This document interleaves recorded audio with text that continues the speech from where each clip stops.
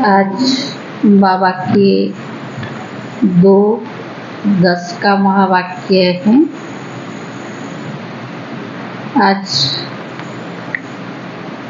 बाबा कहते मैं नई दुनिया के लिए नई बातें सुनाता हूँ। भले 5000 वर्ष के बाद हमें वही ज्ञान प्राप्त होता है, लेकिन भूल जाते हैं। संगम युग पर फिर बाबा हमें स्मृति दिलाता है कि नई दुनिया के लिए तुम बच्चों को नई बातें सुनाता हूँ। और जो बाबा जो बातें सुनाते हैं, बाबा की गत मत बिल्कुल न्यारी है। तो बाबा हमारी तकदीर को ऊंची बनाने के लिए हमें कौन सी शिक्षा देते या हमें कौन सी सावधान कर देते। अगर हमारी तकदीर ऊंच बन जाए, उसके लिए बाबा कौन सी सावधानी देते।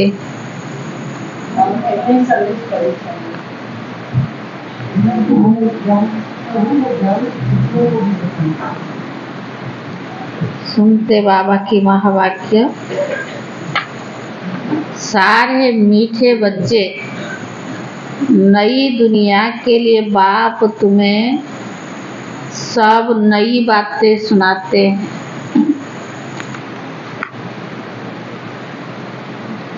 नई मत देते हैं।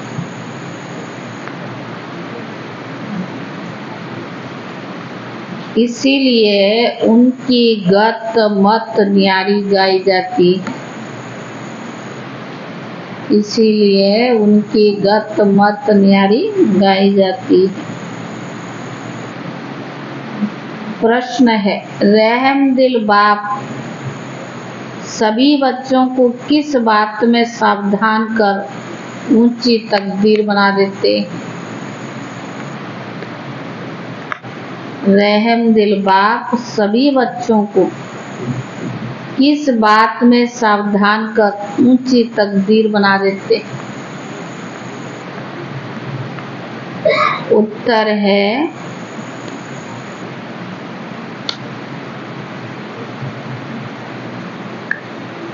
बाबा कहते बच्चे ऊंच तकदीर बनानी है तो सर्विस करो।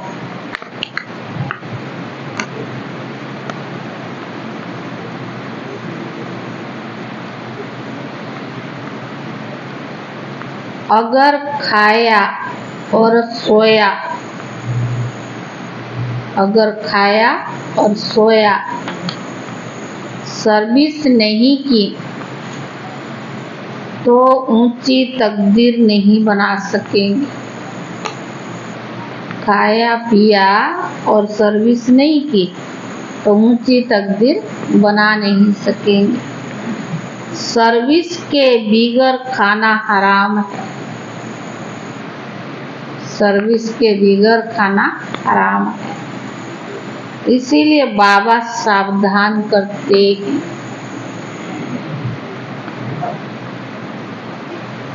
सारा मदार पढ़ाई पर है।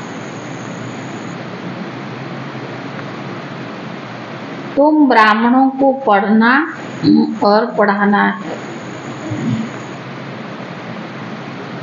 तुम ब्राह्मणों को पढ़ना और पढ़ाना है। सच्ची गीता सुनानी है। सच्ची गीता सुनानी है। बाप को रहम पड़ता है, इसीलिए हर बात की रोशनी देते रहते। बाप को रहम पड़ता है, इसलिए हर बात की रोशनी देते रहते हैं। गीत है, जिस दिन से मिले हम तुम। ओम शांति। रूहानी बाप समझाते हैं बच्चे, जब बच्चों को बेहद का बाप मिलता है तो हर एक बात नई सुनाते हैं, क्योंकि यह बात नई दुनिया स्थापन करने वाला है। मनुष्य तो ऐसी नई बातें कोई सुना न सके। आधा कलम भक्ति किया, दान किया, यप तप किया, लेकिन बाबा जैसे बातें कोई सुना नहीं सकता।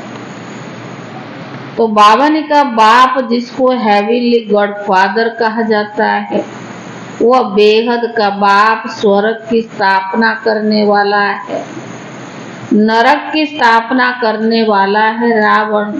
5 विकार स्त्री में, 5 विकार पुरुष में।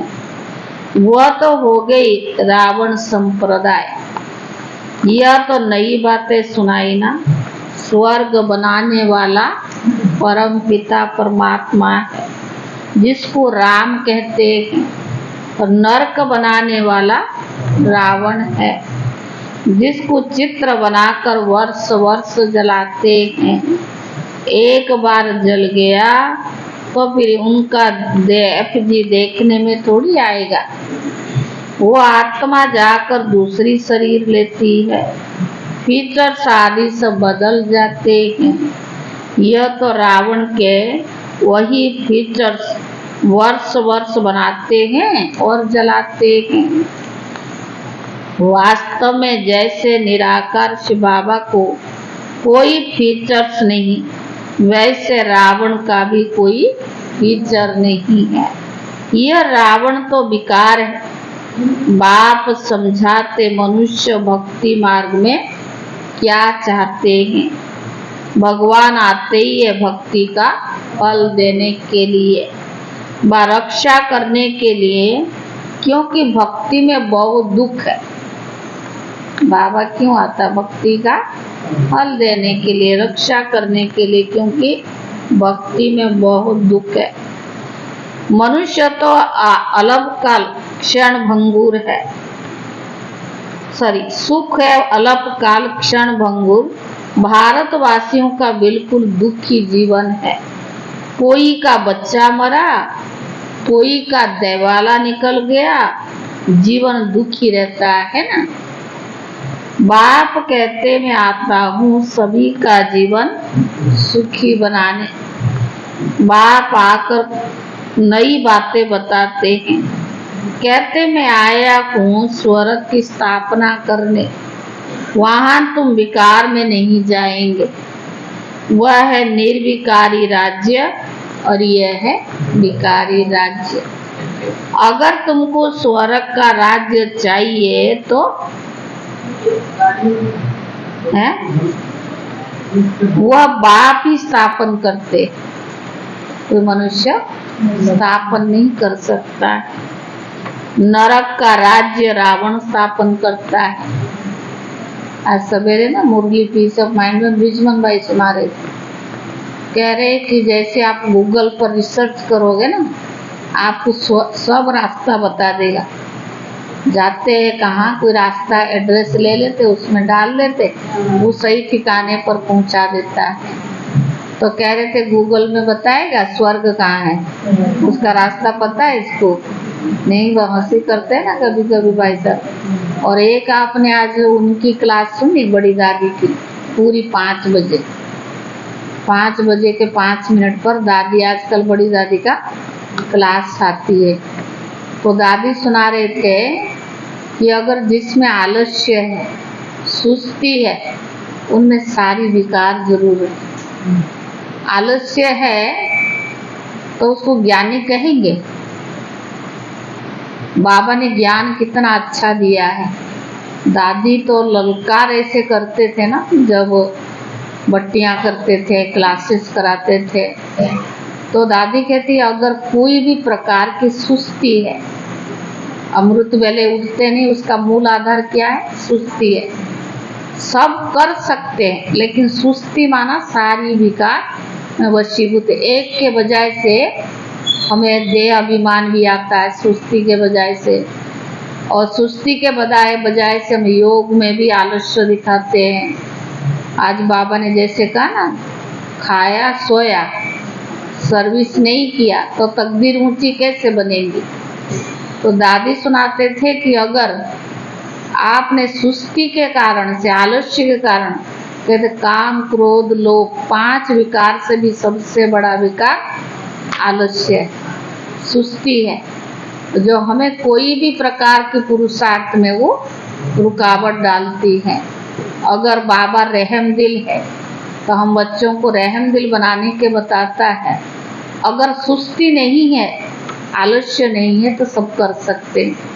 बहुत अच्छा दादी स्पष्ट कर रहे थे।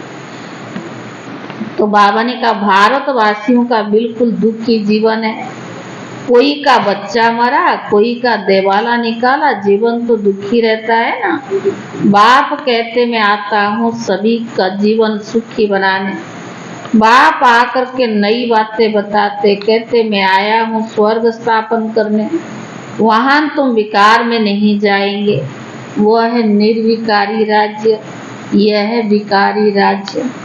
अगर तुमको स्वर्ग का राज्य चाहिए तो बाप ही स्थापन करते हैं। नरक का राज्य रावण स्थापन करते हैं। तो बाबा पूछते बच्चे तुम स्वर्ग में चलेंगे? क्या कहें? हाँ? चलेगा? वैकुंठ के महारानी महाराजा विश्व के मालिक बनेंगे? यह कोई वेद शास्त्र आदि की बातें नहीं है। बाप तो ऐसे नहीं कहते कि राम राम कहो, व दर दर धक्के खाओ, मंदिर तीर्थ आदि पर जाओ, गीता भागवत आदि बैठ करके पढ़ो। नहीं, बाबा सतयुग में तो शास्त्र होते नहीं। तुम भले कितने भी वेद शास्त्र आदि पढ़ो, यज्ञ तप दान पुण्य आदि करो, यह है ही धक्के खाने का मार्ग। आज भाई साहब ये भी सुना रहे थे कि एक भाई साकार बाबा के समय आया, मतलब नॉन वीकेस था और कुछ सन्यासी जैसा था।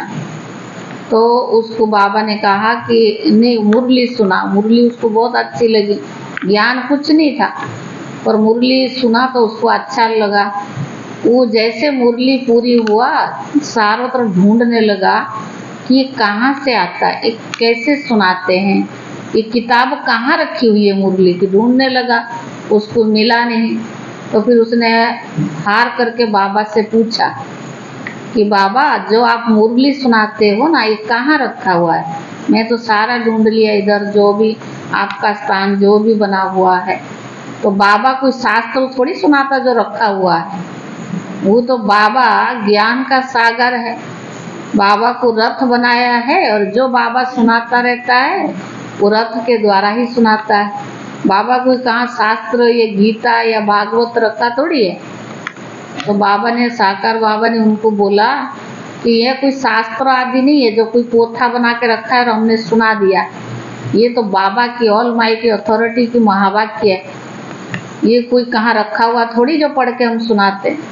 तो उसको बहुत अच्छा लगा। फिर उसने अपनी सन्यासी धर्म से जो सन्यास था उसने जाके अपना कुछ और वहाँ कैसे मुरली सुनानी है वो प्रैक्टिस करता रहा। बहुत सारी बातें आज ब्रिजमोहन भाई बता रहे थे। बाप ऐसे नहीं कहते कि राम राम कहो, दर दर धक्के खाओ, मंदिर और तीर्थ आदि में जाओ, व गीता भागवत आदि बैठ कर पढ़ो। नहीं, सतयुग में तो शास्त्र होते नहीं। तुम भले कितने भी वेद शास्त्र आदि पढ़ो, यज्ञ तप दान पुण्य आदि करो, यह है ही धक्के खाने का मार्ग। इनसे प्राप्त तो कुछ नहीं होता है। भक्ति मार्ग में कोई अहम ऑब्जेक्ट नहीं है। मैं तुमको स्वर्ग का मालिक बनाने आया हूँ। इस समय सब नरकवासी है।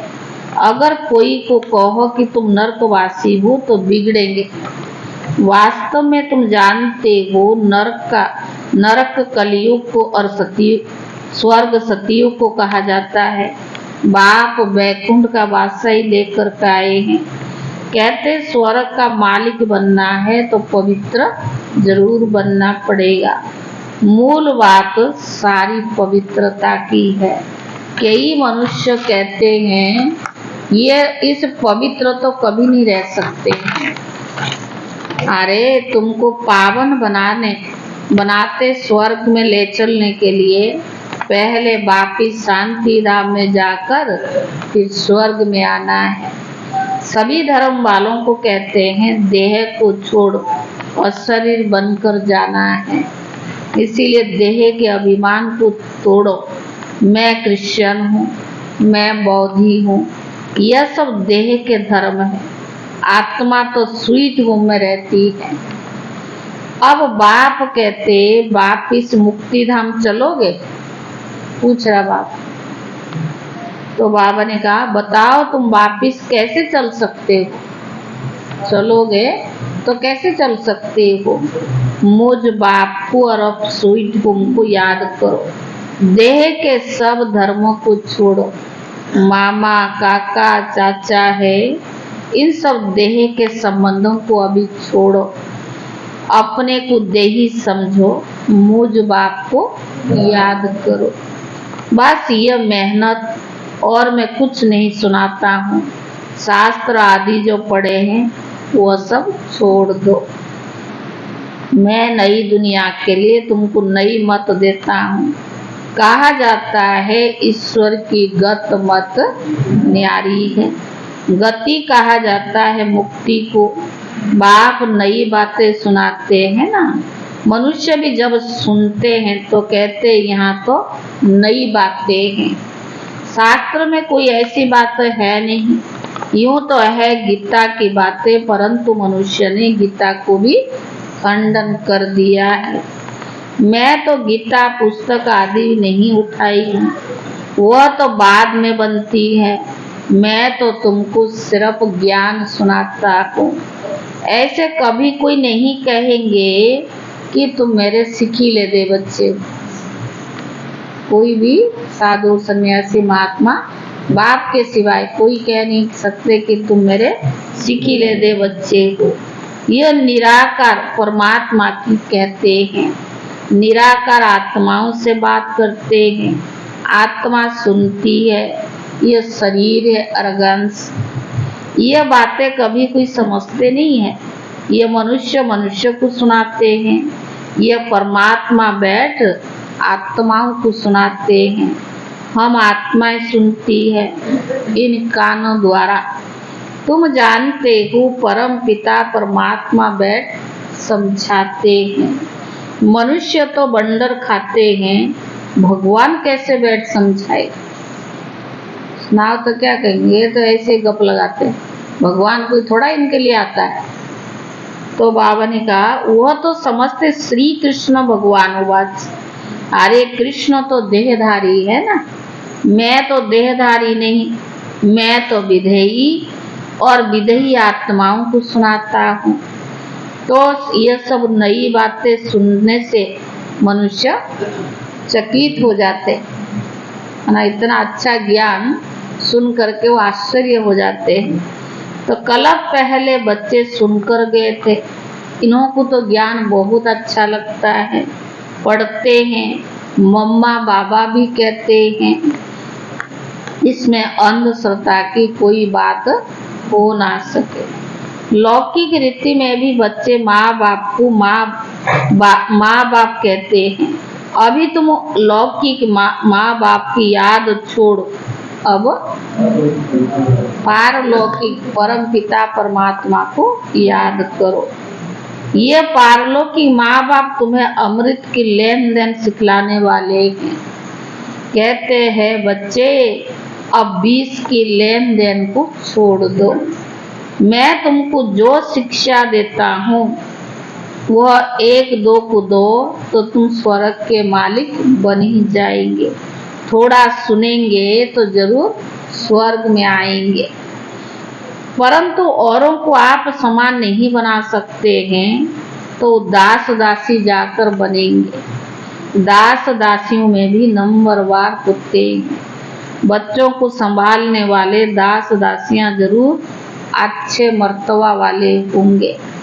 यहाँ रहते हुए अगर पढ़ते नहीं तो कहाँ, चाहे आश्रम पे चाहे मधुबन में जो समर्पित है, अगर यहाँ रहते हुए भी पढ़ाई नहीं पढ़ते हैं तो जरूर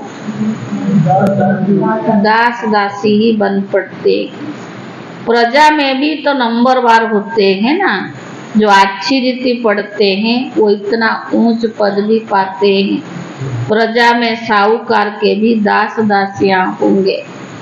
हर एक को अपनी शक्ल देखनी है, हम क्या बनने लायक, दूसरों को नहीं देखना। दूसरों को इशारा करना भी पाप है, अपने को देखना है कि हम क्या बनेंगे। हम अपने पुरुषार्थ से तो जान सकते हैं ना हम क्या बनने लायक है। बाबा से अगर पूछे तो बाबा झट बता देंगे। बाप तो सब कुछ जानते हैं और सिद्ध कर बतलाते भी है कि इस कारण तुम यह बनेंगे। भले सरेंडर किया है उसका भी हिसाब किताब, भले बाबा के आगे सरेंडर किया या हुआ और उसका हिसाब किताब भी है। सरेंडर किया है परंतु कुछ सर्विस नहीं करते हैं, सिर्फ खाते पीते सोते रहते हैं। जो भी दिया वो खाकर खत्म कर दिया, तो आगे के लिए क्या बचा? दिया और खाया, सर्विस नहीं की, पता क्या बनेंगे? अभी तो कहते दान का पचाना बड़ा मुश्किल होता है। तो जो दिया खाया पिया और खत्म कर दिया तो सर्विस भी नहीं किया, वे थर्ड क्लास दास दासी बनेंगे। फर्स्ट क्लास दास दासी नहीं, सेकंड क्लास भी नहीं, थर्ड क्लास। सर्विस करते हैं तो खाते हो तो ठीक है, भगवान के घर में रह रही हो, सेवा कर रही हो, खा रही हो तो ठीक है, खाया पिया सोया तो क्या हुआ? आप धंधा कुछ नहीं करते हैं, वो खा खा कर सोकर खत्म कर देते हैं। फिर वो भी बोझ चढ़ता है, कर्मों का गुह्य गति है ना, तो बोझ चढ़ता है। यहाँ रहते हैं जो दिया सो खाया, भले नहीं देते परंतु सर्विस तो बहुत करते हैं ना, ऊंच पद पा लेंगे। परंतु दिया कुछ नहीं, सर्विस बहुत अच्छा करते हैं तो बहुत ऊंच पद पाएंगे। मम्मा ने धन कुछ नहीं दिया परंतु बहुत ऊंच पद पाया, क्योंकि बाबा की रूहानी सर्विस करती थी। एक भाई से बात हुई, दिल्ली का ही मुख्य भाई है, कहते बहन जी जब हम घर रहते हैं ना, सेवा भी करते हैं, यज्ञ का भी, और कुछ बातें हमें पता है, सब मालूम, हम सब करते हैं, पर हम घर में हमारे पास सब कुछ सुविधा होते हुए भी हम सिर्फ दिन में 1 घंटा ऐसे चलाते हैं, जो कमरा ठंडा हो जाती है पंखा चला के सोते हैं। रात को भी 1 घंटा ही चलाते हैं, जो पंखा चलाने लायक हो जाती फिर बंद करके, माना इतना बचत का खाता जमा करते ताकि हम यज्ञ में दे सके। लेकिन हम क्या करते? उन्होंने पूछा, उस चीज का कोई वैल्यू नहीं रहता है यज्ञ। खाया पिया सोया, कहाँ कितना खर्चा हो रहा है, कहाँ कुछ जा रहा है, उसका कोई हिसाब थोड़ा है। और वो कहते हैं कि देखो सब कुछ हमारे पास चीज नहीं है, हम नौकरी करते हैं, सब कुछ करते हैं, बिजनेस भी चलाते हैं, लेकिन इतना चीज हमारे पास नहीं है। बाबा के घर में सब भरपूर है, फिर भी उसका महत्व तो नहीं रखते हैं, तो पाप किसके ऊपर चढ़े? कोई आप मानेंगे नहीं, कई भाई बहन ऐसे भी है, कर्जा भी लेते हैं, लोन पे लेते हैं, पर बाबा के घर में जरूर दे के जाते हैं। अगर उस चीज को हम मिसयूज करते हैं तो बोझ किसके ऊपर चढ़ेगा? खाया पिया सोया, कुछ किया ना करा, और धंधा किसके ऊपर? ये कर्मों की गुह्य गति। दादी संदेशी हमें बहुत डराती थी, समझाती थी कि अगर आप 200 रुपये की चप्पल पहन सकते हो तो 2000 का पहनने की आवश्यकता है। वेस्ट किया ना आपने, अपने लिए यूज किया है। अब मजबूरी है, जो काम नहीं हो सकती है, आपको जरूरत है वो ठीक है, लेकिन जो चल सकता है उसमें चलाओ ना। तो बाबा भी क्या कहता है कि कर्मों का खाता बहुत बनता है, सरेंडर होना, समर्पित होना कोई बड़ी बात नहीं है, लेकिन ये भाग्य का फल है जो भगवान ने हमें अपने घर में रखा है। दुनिया में कितनी झंझट है, कितनी समस्याएं हैं, फिर बाबा ने हमें कितनी सुरक्षित रखा है, कि क्या है, हमारी भाग्य का फल है ना। तो बाबा कहते हैं कईयों को नशा रहता है, हमने सब कुछ दिया, हम सरेंडर हुए हैं, परंतु खाते भी तो हो ना। बाबा मिसाल तो सब बताते हैं, सर्विस नहीं किया, खाया और खलास किया। कहते हैं ना, जिन सोया दिन खोया। 8 घंटा सर्विस करने बिगर खाना खाया तो हराम है। उषा दीदी एक दिन क्लास कराए थे ना हम लोग के पास, जब आए थे समर्पित, हम लोग जो भी अंदर रहते हैं, बढ़िया क्लास कराया था। उन्होंने कमलमणि दादी ने उनको क्या क्या सुनाई थी। माना जब कह रही मैं डाइनिंग रूम में दादी से मिली थी तो दादी ने मुझे जो हमने दादी से नहीं सुना, कईयों को सुनाने की और शौक होती है ना, बाबा के समय की है, बहुत कुछ इनके पास होता है। तो दीदी कह रही थी जब हम बाबा के घर में समर्पित हो जाते हैं तो 8 घंटा सर्विस के बाबा रोज हमें तनख्वाह देता है, यानी जो हमारी खाना रहना परवरिश सब बाबा करता है। अगर 8 घंटा से हम कम सेवा करते हैं तो हमारे पर बोझ चढ़ता है, क्योंकि हमने उसका जैसे गवर्नमेंट का फिक्स पेमेंट है, आपको इतना मिलेगा 8 घंटा, आप जाएंगे उसकी नौकरी पे, आपको मास को इतना देगा ही देगा। ऐसे बाबा ने भी हमारे 8 घंटा फिक्स किया है, जितना मैं रोज का आपका पालना परवरिश करती हूँ उसके बजाय आपको 8 घंटा सेवा देनी है। अगर आप नहीं करते हैं तो आपका क्या माइनस का खाता बढ़ता जाता है, प्लस नहीं होता। अगर 8 घंटा से ज़्यादा हम सेवा में रहते हैं तो हमारा प्लस होता जाता है। तो बाबा ने कहा कि बाप तो सब बातें बतलाते हैं ना, जो कोई ऐसे नहीं कहे कि हमें बाबा ने क्यों नहीं बतलाया। अंत में कहना ना पड़े ना कि बाबा ने क्यों नहीं बताया। बाबा ने सब कुछ दिया फिर भी सर्विस करते रहते हैं, तो ऊंच पद भी है और सरेंडर भी है, और बैठा और खाया, सर्विस नहीं तो क्या बनेगी। ब्रह्मा बाबा के उदाहरण भी बाबा ने दिया कि देखो सब कुछ इन्होंने यज्ञ में दिया पर खाली नहीं बैठा, बच्चों को कर्म से भी सिखाया। तो बाबा ने कहा तभी तो ऊंच पद पाए ना। तो ऊंच पद भी है, सरेंडर हुए और बैठा खाया, सर्विस नहीं किया, तो बताओ क्या बनेगा। श्रीमत पर भी नहीं चला, भगवान के बने, उसके घर रहे, उसकी कहने पर ही नहीं चले, तो बाबा खास समझा रही हैं, ऐसे नहीं कि पिछाड़ी को कहे हमारा पद ऐसा क्यों हुआ। उलाना ना दे ना भगवान को, इसलिए सब समझा देता। तो बाबा समझाते सर्विस न करना और मुफ्त में बैठ खाना, उसका नतीजा कल्प कल्पांतर का ये हो जाएगा। इसलिए बाबा बार बार सावधान करते, समझना चाहिए कल्प कल्पांतर के लिए हमारा पद भ्रष्ट हो जाएगा। बाबा को रहम पड़ता है, इसीलिए बाबा हर बात की रोशनी देते हैं।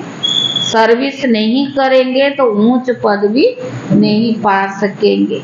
जो ग्रस्त व्यवहार में रहते सर्विस करते हैं उनका पद बहुत ऊंचा हो जाता है।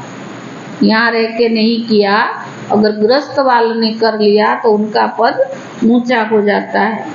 सारा मदार पढ़ाई पढ़ने पर है, पढ़ाई और पढ़ाने पर है।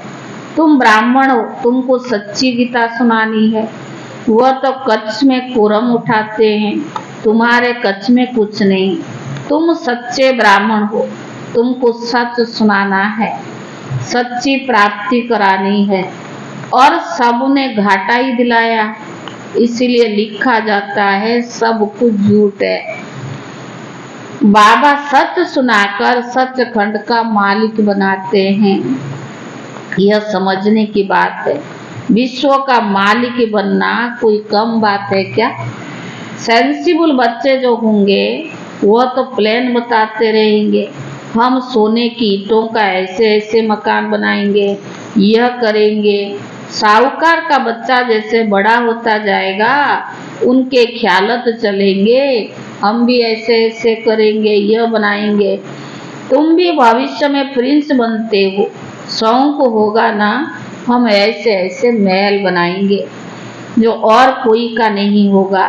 तो यह ख्याल उनके चलेंगे जो अच्छी रीति पढ़कर औरों को पढ़ाते हैं। बादशाही तो होगी ना, तो बुद्धि में ख्याल चलनी चाहिए हम कितने नंबर में पास होंगे। बड़ा भारी स्कूल है, इसमें लाखों करोड़ पढ़ेंगे, ढेर आएंगे। यह सब बातें तो बाप ही बैठ समझाते हैं।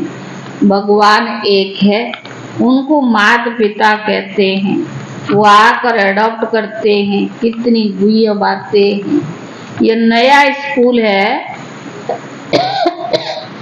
और पढ़ाने वाला भी नया है। कितना अच्छी रीति समझाते हैं। झोली उनकी भरेगी जो किसकी भरेगी? बाबा ने कहा झोली उसकी भरेंगी जो लायक होंगे।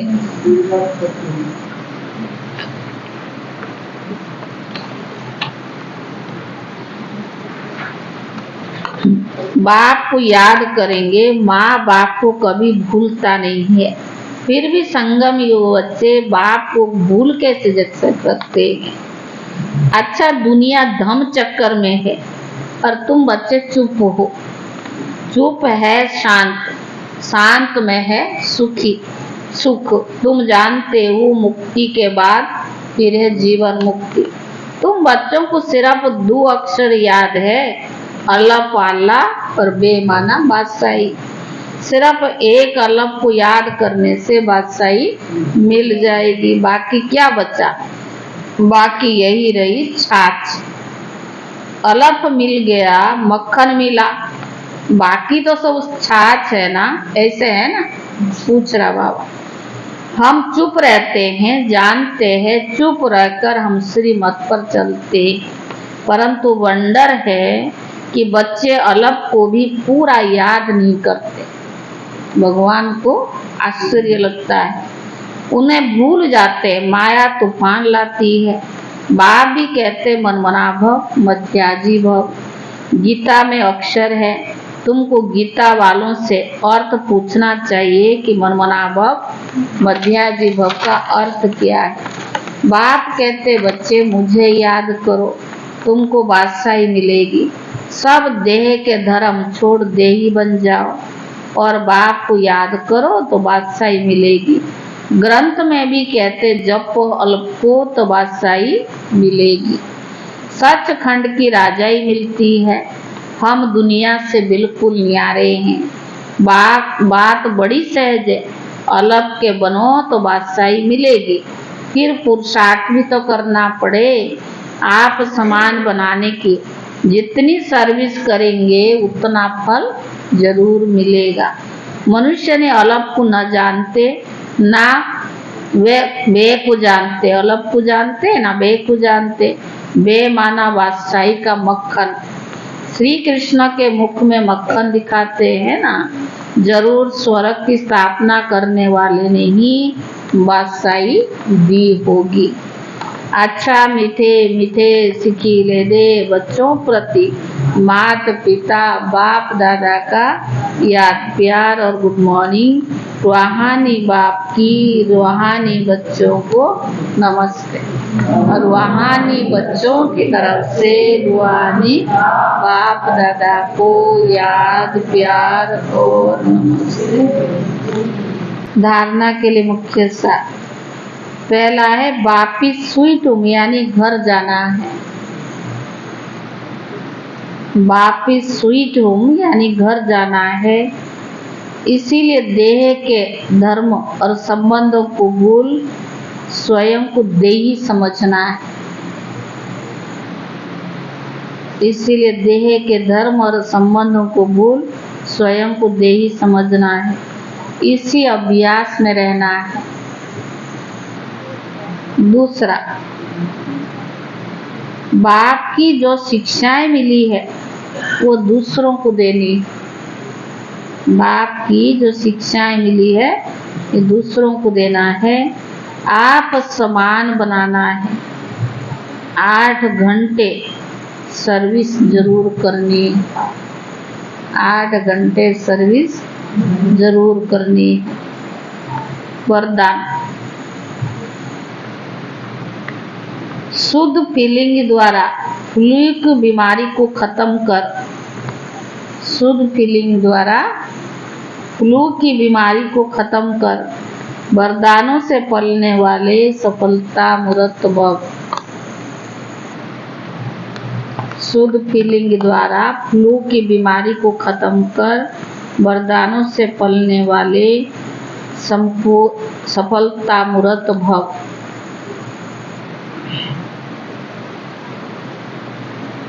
सभी बच्चों को बाप दादा की श्रेष्ठ मत क्या है? बाबा कौन सा श्रेष्ठ मत देते? बच्चे सदा शुद्ध फीलिंग में रहो। शुद्ध फीलिंग क्या है?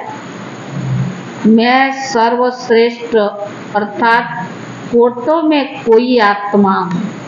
शुद्ध फीलिंग है, मैं सर्वश्रेष्ठ अर्थात कोटों में कोई आत्मा हूँ। मैं देव आत्मा, मैं महान आत्मा, विशेष पाठधारी हूँ।